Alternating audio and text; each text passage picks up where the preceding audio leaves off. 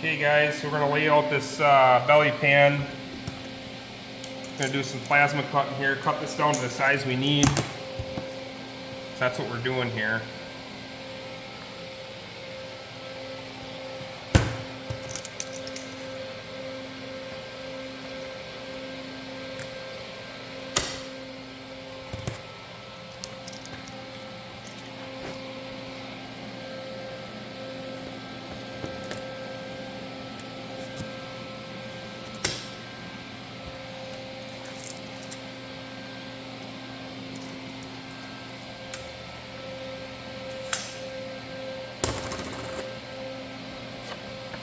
See what we can mess up.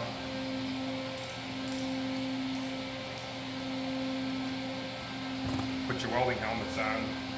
Safety third.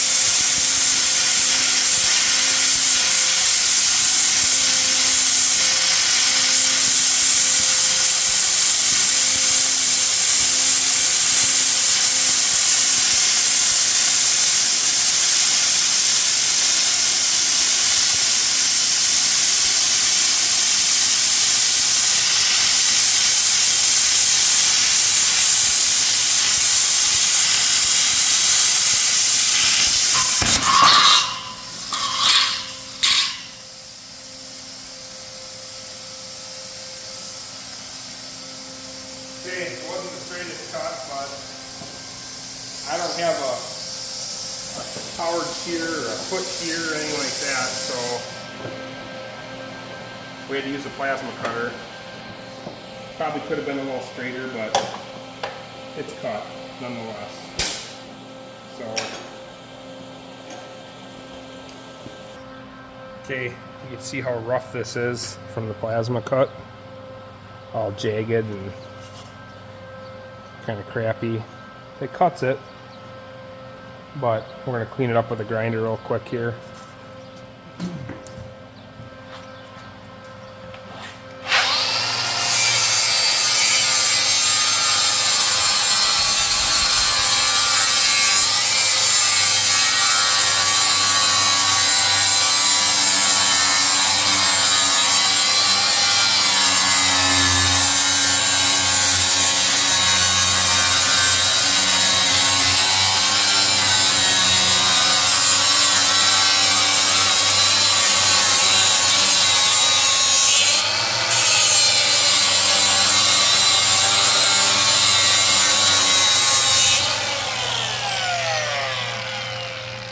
If you've ever worked with aluminum, you know that this stuff gulls really easy.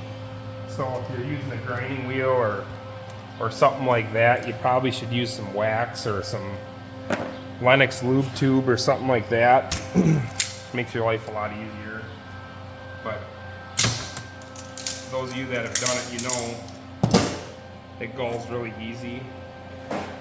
Kind of a pain in the butt. But for this little thin piece of metal, I'm not going to worry about it too much. I'll try to work with it. I can grind at different angles. Try to knock that lip off right here. So you can see that sticking up, jagged edge. I'll try to get rid of that.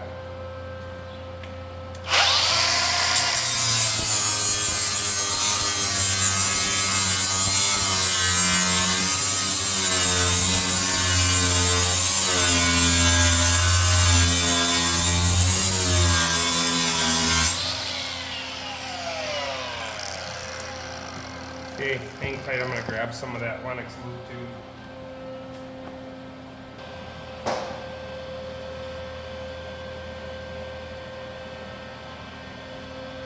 Okay, this is a lube tube, Lennox lube tube. It's hard to see. I've used a bunch of it, but all it is wax. You could use soap or any type of wax, it does the same thing. So you just want to get some on your grinding wheel, just kind of coat it, and then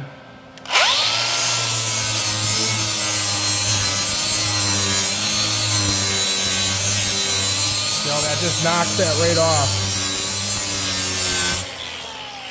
Get a little more on there. Again, it gulls really easy, so if you use this, the wax just allows it to, the wheel to clean itself, and it helps a lot.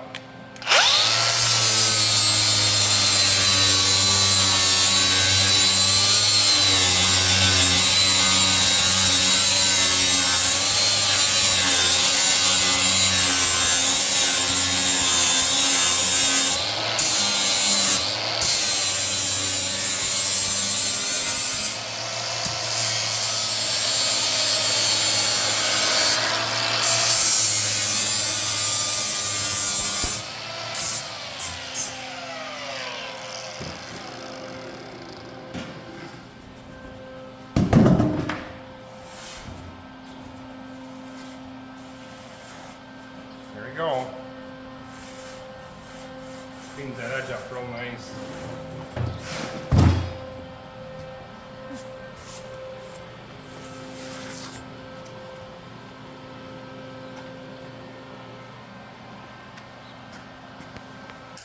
Got 32 and over a quarter. 32 and a smidge over a quarter. So we'll do 4-inch sides. Mark this at 4. 4. Another tool I like to use a lot for fabrication or sheet metal work is a drywall square. I know it's for drywall, but it works for stuff like this pretty well. So I use this a lot.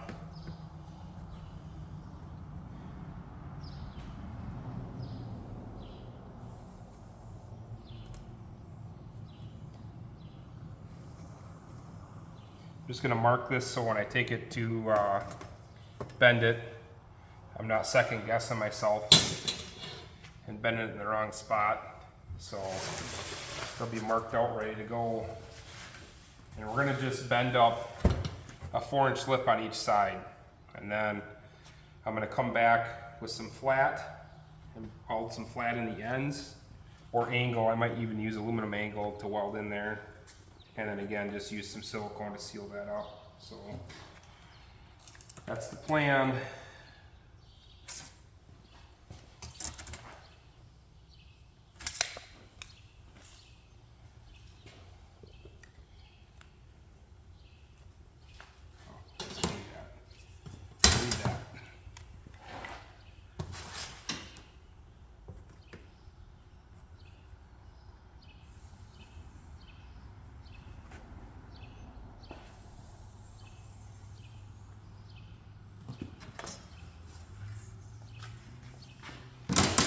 End up with just a little bit over 24 inches for the center portion. 24 and a quarter, perfect. 24 and a quarter, perfect. So it'd be 24 inches inside, so it'll get me between the frame rails, and then 4-inch lips on each side. So the front and the back, I might just do a 2-inch lip just because of the constraints I'm working with. So those won't be a 4-inch, but the sides will. And I can go back and just notch. I think this side I'm going to have to notch a little bit for the transmission lines, and then possibly the starter a little bit on this side. So the way it lays out in the truck. Other than that, should be a 4-inch lip solid on the driver's side. So here we go. Thanks for watching.